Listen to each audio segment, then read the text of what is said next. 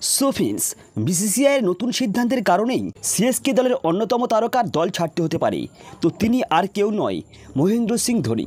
তো ফ্র্যাঞ্চাইজিদের তরফে দাবি করা হয়েছে যে 3 বছর অন্তর নয়, বরং 5 বছর অন্তরের আয়োজন করা হবে মেগা অকশন।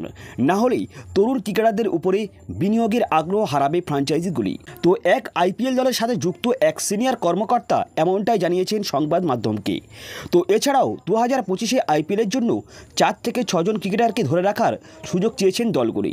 তো পাশাপাশি অন্তত 8টি করে খেলা ধরে রাখার সুযোগ চেয়েছেন। তো রাইট টু ম্যাচ বিকল্পও দাবি করেছেন তারা। তো দুটি মেগা অকশনের মাঝেই দলের ক্রিকেটারদের সাথে নতুন চুক্তির অঙ্ক নিয়ে দর কষাকষি করার স্বাধীনতাও দাবি করা হয়েছে ফ্র্যাঞ্চাইজির তরফ থেকে। তো আসুন বিস্তারিত জানার চেষ্টা করি।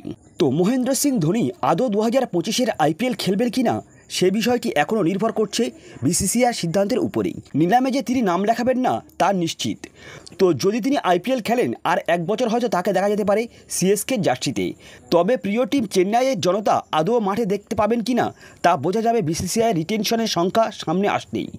তো ক্রিকবাজ সূত্রের খবর যে অন্তত 5 থেকে 6 জন ক্রিকেটারকে ধরে রাখার সুযোগ যদি ফ্র্যাঞ্চাইজগুলিকে দেয় বোর্ড, সেক্ষেত্রে চেন্নাই ধরে রাখবে ধোনিকে।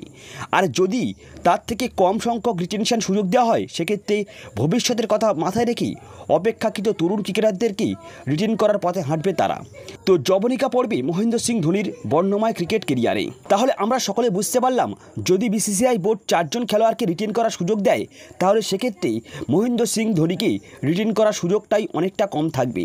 আর তাছাড়া যদি 5 বছর অন্তরে মেগা নিলাম হয়, তাহলে সেক্ষেত্রেও ধোনির নিলামে অংশগ্রহণ করাটা অনেকটাই টাফ হয়ে যাবে, কারণ ধোনি কখনোই নিলামে অংশগ্রহণ করতে চাইবে না। আর যদি সিএসকে টিম নয়া খেলোয়াড়দের দিকে ছুটে যায়, তাহলে সেক্ষেত্রে মহেন্দ্র সিং ধোনিকে রিটেন করবে না।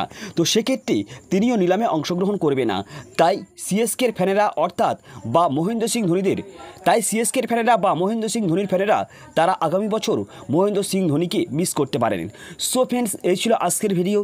ভালো লাগলে অবশ্যই লাইক, কমেন্ট এবং চ্যানেলে প্রথমবার হয়ে তাহলে সাবস্ক্রাইব করে যাবেন। So good bye.